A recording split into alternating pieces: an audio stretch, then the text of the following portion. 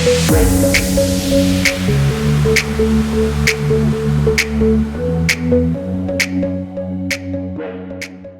guys, welcome back to my channel. Jessie Raymond here of Done With Dieting. If you're in eating disorder recovery and you are struggling with feeling guilty about stuffing yourself until you're uncomfortably full, you are wondering why you're needing to eat so much, maybe you're a ways into recovery and you're still feeling this way and you feel like it should have subsided at this point, or even if you don't necessarily have an eating disorder, but you just wonder why you can't stop eating once you start, I'm going to give you 3 reasons why this may be happening. The first reason is that you may be physically restricting the type of food, the amount of food, or the time of day that you're allowing yourself to eat. If you're already in recovery, you may already know about this, but I often still see people restricting certain types of foods like processed or what they consider junk food, anything that isn't deemed as clean eating, not allowing themselves to eat sugar. I still see a lot of clinging to intermittent fasting even when the person is hungry outside of that eating window that they're only allowing themselves with intermittent fasting. And here's the thing, no matter what, if you are restricting food that you are craving, or at times when you are hungry, your body thinks that there is a famine approaching. Like I've said before, our bodies are still very primal, so they always go back to survival mode over anything else.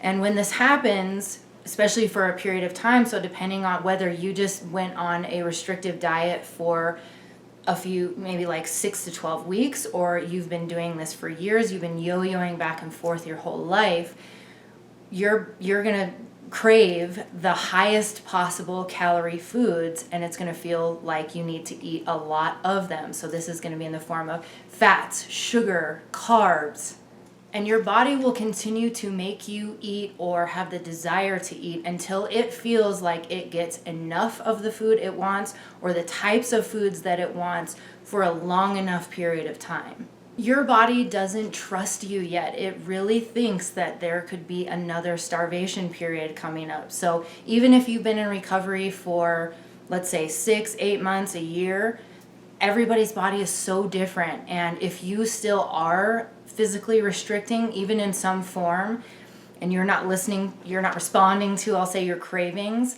then your body still believes that there is a period of a famine or extreme starvation going on. You have to teach your body over a long enough period of time, whatever that is for your body, that there will be enough food and the right types coming in consistently with no restrictions. The number 2 reason is if you are still mentally restricting. This could look like if while you are eating, you're thinking constant thoughts of, this is bad, this is wrong, I shouldn't be doing this. Or you're just thinking about the food that you're craving. So maybe all of a sudden it hits you that you have a craving for pizza or ice cream. And just as soon as that thought comes in your head, you say, nope, that's bad. I'm not allowed to do that. That's a bad food. That's poison. That's gonna hurt me. It's gonna make me fat. During probably the bulimia portion of my 17 years of an eating disorder, I remember that anytime I would buy ice cream, I had this weird way that I would eat it where in my head, if I would just kind of let it melt a little bit and then just keep running the spoon around the rim and just get very little on the spoon each time, then mentally I wasn't eating very much ice cream, but I would feel the need to do that over and over because I was mentally restricting. Well, and physically restricting if you look at it. So I would tell myself that this is bad, I shouldn't be doing this right now, I'm so lazy, I need to put this away right now.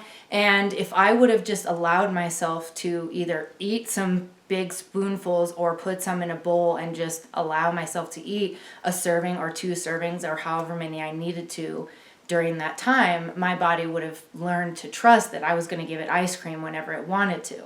And the third reason is if you are burning off the food that you're eating with too much exercise. If you're doing more exercise than your body is currently ready for in recovery, or if you're just not eating enough to replenish everything you burn off while you do exercise, your body will try to compensate by ramping up your appetite and ramping up your cravings for, again, high calorie foods like carbs and fats and sugar. Again, this just all goes back to your body already knows how to regulate how much food you should be eating, what types of foods you should be eating, how much exercise is right for you on a day-to-day basis.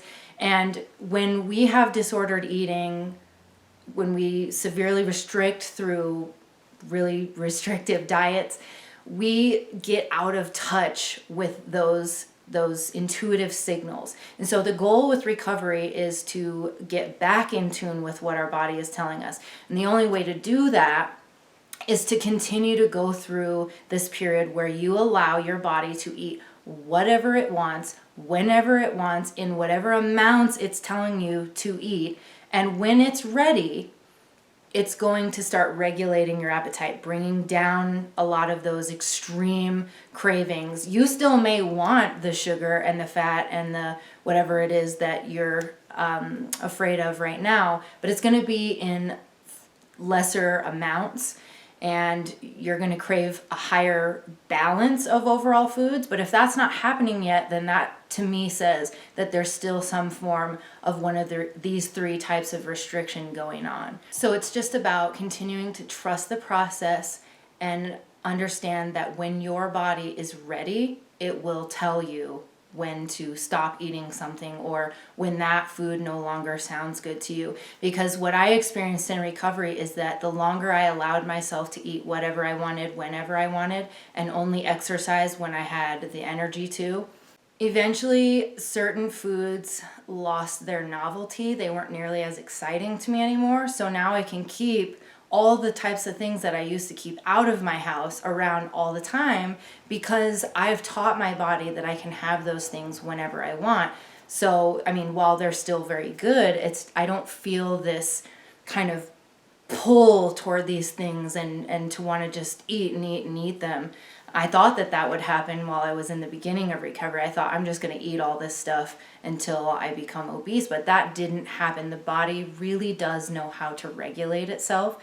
And so now I crave a balance of sugar, fat, carbs, vegetables, fruits, proteins. And it changes every single day. And I just trust that my body knows. And when it's had enough of something, it no longer sounds good to me anymore. So I hope this video was helpful, you guys. I know that a lot of you have been asking me questions about why you're still feeling the need to eat really large portions in recovery to the point where it kind of gives you an upset stomach. And I know that's uncomfortable, but just know that when you work on, especially allowing it mentally and just continuing to tell yourself, I'm doing the right thing, I'm allowing my body to heal, my body obviously needs this much food right now, and then going with what I talked about in my last video is that your digestion has to learn how to function properly again. So when those two things come together, you're going to find that your appetite levels out a lot faster. Click thumbs up on this video if you liked it. It really does help the channel so that I can reach more people and help people recovering from disordered eating. Click subscribe and click the bell to be notified each week when I release a new video. And until next time, you guys have a great day and Merry Christmas and Happy Holidays.